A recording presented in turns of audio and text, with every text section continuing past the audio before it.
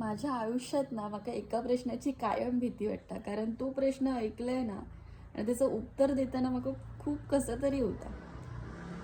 आणि नेहमीच कोणीही आपल्याक भेटलं की हां, तुझं नाव काय, कुठे राहतं, आणि थर्ड क्वेश्चन असतं तर तुझे बाबा काय करतात.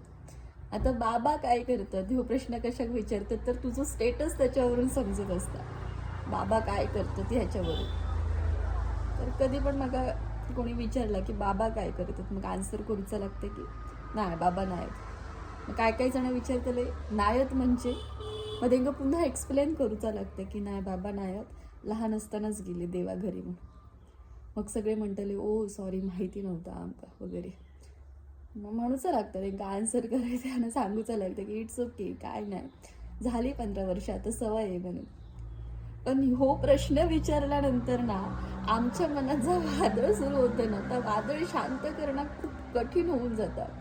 कारण आम्ही आमच्या लाईफमध्ये कुठेतरी रन होत असतो, बिझी असतो. सो ते सगळे डोक्यातनं विचार गेले आणि असो प्रश्न विचारलो कोणी की पुन्हा ते सगळे आठवणी डोळ्यांसमोर उभे जातात.